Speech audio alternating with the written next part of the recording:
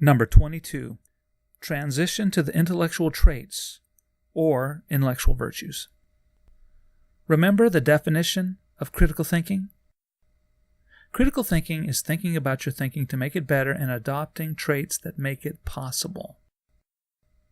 We examined two legs of the conceptual barstool. We first examined the thinking about your thinking part as we reviewed the fundamental elements of reasoning. We just completed the make it better part as we defined the universal standards that defined all good reasoning.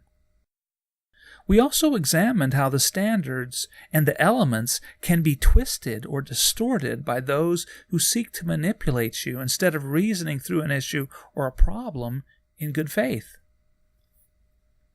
Now might be a good time to pause and to make sure you have true knowledge, a deep understanding of the concepts we have covered thus far. Do you remember how to CI? Do you remember the memory tricks? Can you mind your P's and Q's to avoid the CIA? Do you remember how capers are double in science fiction?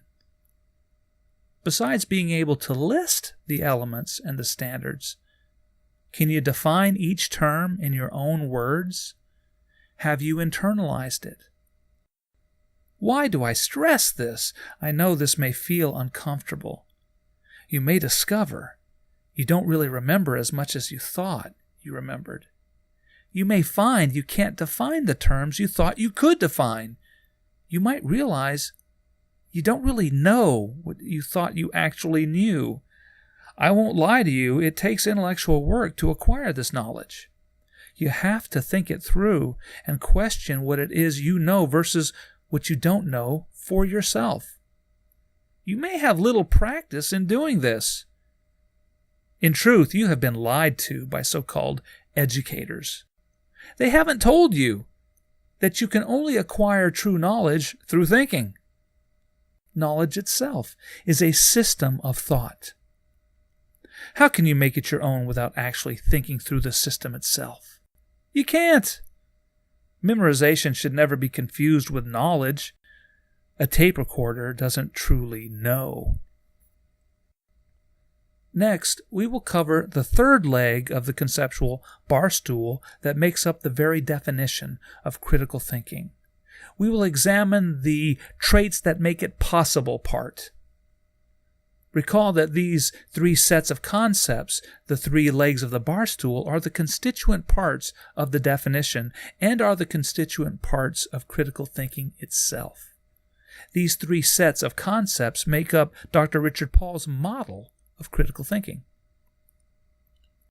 The most important thing about this model are the concepts themselves and how those concepts are interrelated with each other. These sets of concepts each have their own role to play. The elements of reason is what reason itself consists of. We use this knowledge to analyze a body of reasoning. The standards are the criteria we apply to improve upon the thinking or to ensure its soundness. The traits or virtues create criticality itself. They enable us to think critically in the first place. They form a philosophical foundation that makes critical thinking possible. The traits are extremely important. Without adopting this set of critically thinking traits or virtues, or at least traits or virtues that are very similar to these, it's difficult to acquire the intellectual flexibility necessary to create the space for critical thinking itself. They are absolutely necessary. My memory trick for the intellectual traits is the sentence, "Blasting caps are made of HEI," which stands for high explosive incendiary.